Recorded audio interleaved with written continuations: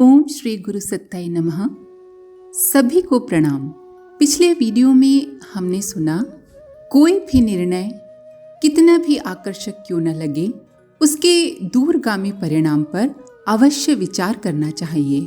उदाहरण के लिए, अगर हमें मुफ्त में कोई चीजें दी जा रही हैं तो उस वक्त तो बहुत अच्छा लगता है, पर हमें ये समझना चाहिए कि इस संसार में हर चीज की कीमत देनी पड़ती है।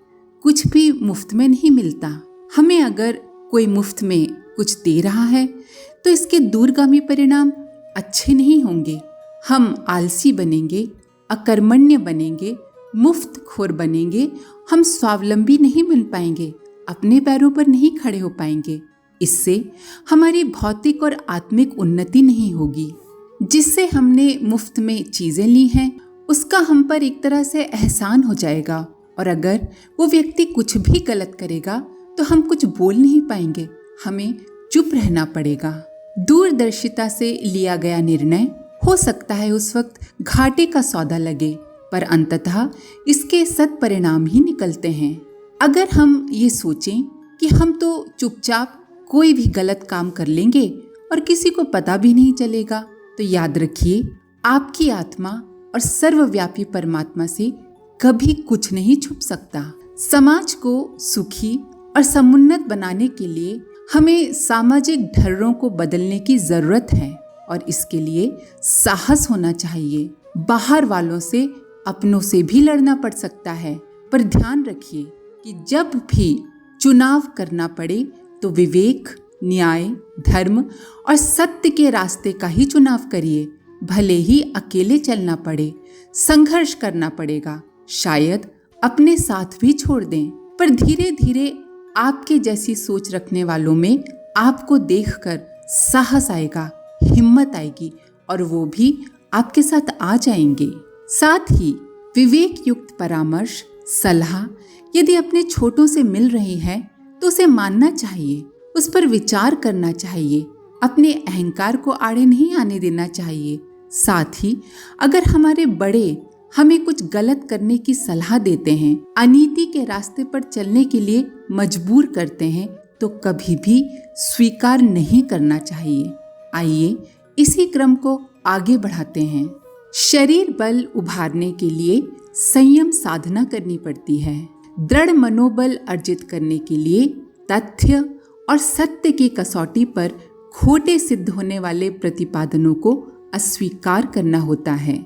आत्मबल बढ़ा सकने में वे ही सफल होते हैं जो अवांछनीयता से समझौता नहीं करते। ईमान और भगवान का समर्थन लेकर अपनी नाव आप खेते चले जाते हैं। साथी और समर्थक न होने पर भी नीति पथ पर अकेले चलते रहने में भी उन्हें कोई भय, असमंजस नहीं लगता।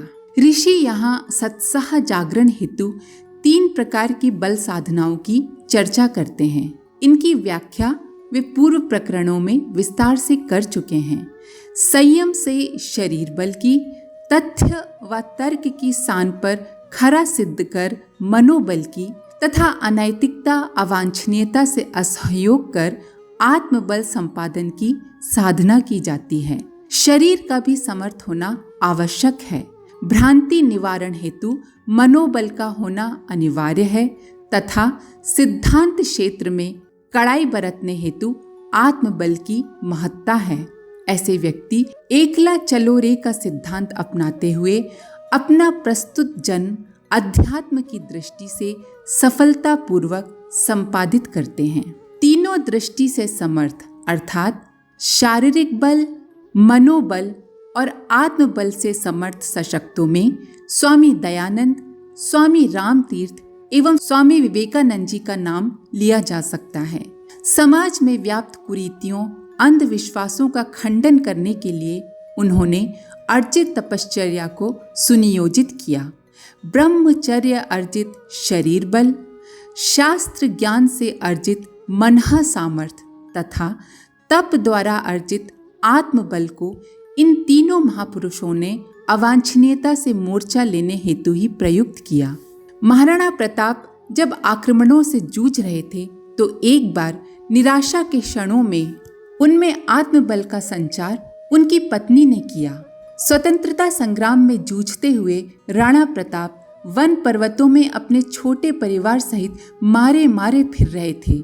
एक दिन ऐसा अवसर आया कि खाने के लिए कुछ भी नहीं था। अनाज को पीसकर उनकी धर्मपत्नी ने जो रोटी बनाई थी उसे भी वन बिलाव उठा ले गया। छोटी बच्ची भूख से व्याकुल होकर रोने लगी। राणा प्रताप का साहस टूटने लगा। वे इस प्रकार बच्चों को भूख से तड़प कर मरते देखकर विचलित होने लगे। मन में आया शत्रु से संधि कर ली जाए और आराम का जीवन बिताया जाए। रानी को अपने पति की चिंता समझते देर न लगी। उसने प्रोत्साहन भरे शब्दों में कहा, नाथ, कर्तव्य निष्ठा किसी भी मूल्य पर गंवाई नहीं जा सकती। सारे परिवार के भूखों या किसी भी प्रकार मरने के मूल्य पर भी नहीं। प्रताप का उतरा हुआ चेहरा फिर चमकने लगा। उन्होंने कहा, तुम ठीक कहती हो। सुविधा का जीवन तुच्छ जीव भी बिता सकते हैं, पर कर्तव्य की कसौटी पर तो मनुष्य ही कसे जा सकते हैं। परीक्षा की इस घड़ी में हमें खोटा नहीं, खरा ही सिद्ध होना चाहिए। जिस प्रकार का निर्णय महाराणा प्रताप और उनकी पत्नी ने लिया, इस प्रकार का निर्णय ऐसे ही व्यक्ति ले सकते हैं जिनमें आत्मबल हो, जिनमें मनोबल हो। साहसी ही आगे बढ़ते हैं, पराक्रमी ही सफल होते हैं। प्रतिकूलताओं से जूझना ही पड़ता है। अनीति से टकराने में हानि लाभ का विचार नहीं करना चाहिए। प्रखरता के बिना किसी भी क्षेत्र में कोई बड़ी प्रगति कर सकने में सफल नहीं होता। पराक्रम ही सराहा जाता है। साहसी को ही साथी मिलते हैं। सज्जनता की शोभा साहसिकता से ही निखरती है। जितने भी व्यक्ति ऊंचे उठे हैं, अपने साहस प्रखरता संपादन के बल पर ही उठे हैं। गोपाल कृष्ण गोखले, लोकमान्य तिलक, गणेश शंकर विद्यार्थी, वल्लभ भाई पटेल, लाला लाजपत राय जैसे महामानव अपनी प्रखरता के बल पर ही सम्मान पा सके और भारत भूमि की स्वतंत्रता हेतु अपना जीवनोत्सर्ग कर सदा के लिए अमर हो गए। प्रखरता वह आध्यात्मिक गुण संपदा है जो सज्जनता के साथ शोभा पाकर निखर उठती है। ऐसे व्यक्ति आत्मबल के सहारे बिना किसी भय के बढ़ चलते हैं और आत्मबल बिना आध्यात्मिकता के संभव नहीं। महर्षि दुर्वासा अपनी मान्यताओं का समर्थन सुनकर प्रसन्न तो हुए, पर साथ ही ये भूल सुधारने के लिए भी विवश हुए कि क्रोध के आवेश में मनुष्य स्वयं अपंग हो जाता है और दूसरों को सुधारने की अपेक्षा अपने को ही बिगाड़ बैठता है। स्वयं न सुधरा हुआ भला दूसरों को क्या सुधारेगा। सुधार प्रक्रिया में रोगी और चिकित्सक का भाव रखकर स्नेह भरी कठोरता बरतने की आवश्यकता है। महर्षि दुर्वासा ने यह अनुभव किया कि प्रखरता की महत्ता तो है, पर वो आवेश युक्त न होकर शालीनता युक्त हो। सुधारने की प्रक्रिया में यदि व्यक्ति स्वयं आवेशग्रस्त हो जाए तो उसके वचनों का कोई प्रभाव नहीं पड़ता। ऐसे व्यक्ति दूसरों को क्या सुधारेंगे। संत तो चिकित्सक के समान होते हैं जो आवश्यकता पड़ने पर हितकारी परामर्श भी पथ्य व कड़वी दवा के रूप में कठोरता पूर्वक देता है और स्नेह सहानुभूति भी। तीव्र बुखार की अवस्था में रोगी उसे कुछ भी कह दे, वो बुरा नहीं मानता, पर जहाँ आवश्यकता पड़ती है वहाँ मरीज से कठोरता से भी पेश आता है। इसीलिए सज्जनता व प्रखरता साथ चलनी चाहिए। आवेश में आने वाला समय आने पर अपने बल का प्रयोग नहीं कर पाता। जब तक रावण दुर्वचन बोल रहा था तब तक राम चुपचाप खड़े रहे। विभीषण ने कहा, भगवान आप शस्त्र प्रहार क्यों नहीं करते। राम बोले, क्षत्रिय मृतकों पर शस्त्र प्रहार नहीं करते, लेकिन रावण तो जीवित है भगवान। विभीषण बोले। इस पर श्री राम ने हंसकर उत्तर दिया, आवेशग्रस्त मनुष्य और मृतक में कोई अंतर नहीं, क्योंकि आवेश के समय भी मनुष्य मृत्यु के समान ही ज्ञान शून्य हो जाता है। चंड कौशिक ने प्रचंड तप तो किया, पर उन्होंने क्रोध का शमन नहीं किया। वह दुष्ट दुर्गुण उनमें ज्यों का त्यों बना रहा। एक दिन उनके पैर से मेंढक कुचलकर मर गया। साथी तपस्वी ने इस प्रमाद की ओर जब उनका ध्यान आकर्षित किया तो चंड कौशिक आग बबूला हो गए। वे उस साथी को मारने दौड़े। क्रोध में मनुष्य अंधा हो जाता है। आवेश में उन्हें बीच में खड़ा खंभा भी नहीं दिखा और वो दौड़ते हुए उसी से टकरा गए। यही चोट उनके मृत्यु का कारण बनी। मोहवश उन्होंने उसी आश्रम में फिर जन्म लिया और साधना के द्वारा उसी के संचालक बने। फिर भी उनका क्रोध नहीं गया। एक बार कुछ भक्तजन उपहार और पूजा उपकरण लेकर उपस्थित हुए। भक्तों के व्यवहार और उपहार में उन्हें कुछ दोष दिखा तो वे क्रोधित होकर मारने दौड़े। भक्त आगे, अधिपति पीछे दौड़े। आवेश ने उन्हें पागल जैसा बना दिया था। रास्ते में व्यवधान भी उन्हें दिखाई नहीं दिए। कुएं में पैर पड़ा और उसी में उनकी मृत्यु हो गई। तीसरी बार भी चंड कौशिक का जन्म उसी आश्रम में हुआ, पर अब की बार वे भयंकर विषधर सर्प की देह लेकर जन्मे। जो कोई उधर से निकलता उसी का पीछा करते और जो पकड़ में आ जाता डस कर उसका प्राण हरण कर लेते। भगवान महावीर एक बार उस आश्रम में पधारे तो उन्हें भी चंड कौशिक के क्रोध का भाजन बनना पड़ा। दंशन से उनका पैर शत विशत हो चला। फिर भी करुणा की उस प्रतिमूर्ति के चेहरे पर क्रोध नहीं आया। वे मुस्कुराते रहे और उस शुद्र प्राणी को अपनी अनंत क्षमा का पात्र बनाए रहे। आश्रमवासी उस दुष्ट जीव को मारने आए तो उन्होंने रोक दिया। भगवान की दिव्य सत्ता को पहचान कर सर्प योनि में बैठे चंड कौशिक ने पश्चाताप व्यक्त किया। उन्हें भगवान के उपदेश सुनने के बाद मुक्ति मिली।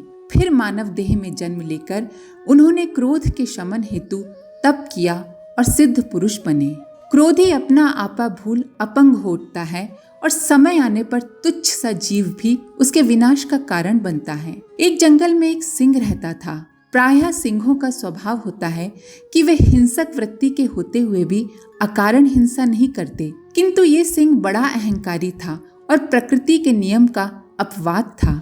जंगल के सारे जानवर परेशान थे, अस्तु एक छोटे से खरगोश ने उसे खत्म करने का निश्चय कर लिया। उसने बुद्धि का सहारा लिया और एक दिन उस दुर्बुद्धि सिंह का विनाश करने का निश्चय कर लिया। उसने शेर की मान के पास एक छोटा बिल बनाया और उसमें बैठकर उसे गाली देने लगा। शेर ने सुना तो क्रोध से पागल हो गया। शेर बिल के भीतर तो घुस नहीं सकता था, इसीलिए बिल के मुंह पर बैठकर खरगोश के निकलने की प्रतीक्षा करने लगा। फल ये हुआ कि 4-6 दिन बाद भूखा प्यासा क्रोधी सिंह तड़प तड़प कर मर गया। उसका क्रोध स्वयं उसे ही खा गया। क्रोधी की यही दशा होती है। बुद्ध से उनके शिष्य आनंद ने कहा, भगवान जहाँ हम जा रहे हैं वहाँ तो हमारे बहुत विरोधी हैं, हम कैसे उनका सामना करेंगे? भगवान बुद्ध बोले, भदंत अधिक से अधिक वे गाली देंगे, ज्यादा हुआ तो मार डालेंगे, पर यदि हम आत्मबल संपन्न हैं, अपने उद्देश्य पर दृढ़ हैं, तो अगर हम आवेश में ना आए तो हमारे विरोधी शांत हो जाएंगे। इन शब्दों ने शिष्यों का मनोबल बढ़ा दिया व वे दुगने साहस से परिव्रज्या पर चल पड़े। 5वें दिन का आरण्यक सत्र समाप्त हुआ। श्रवणकर्ताओं ने ब्रह्म विद्या का महत्व समझा तथा उसके प्रतिपादित आध्यात्मिक पंचशीलों की गरिमा को ध्यान पूर्वक समझा और वे आध्यात्मिकता, आस्तिकता, धार्मिकता, उदार भक्ति भावना तथा अनौचित्य के विरोध में संघर्षशीलता अपनाने के लिए व्रतशील हुए। साथ ही देव संस्कृति के इन सभी निर्धारणों का आलोक घर घर जाकर जन जन के मन मन में उतारने के लिए परिव्रज्या पर प्रसन्नता पूर्वक निकल पड़े। इस प्रकार वह 5 दिवसीय आरण्यक सत्र बड़ी सफलता पूर्वक संपन्न हुआ और उत्साह भरे वातावरण में समाप्त हो गया।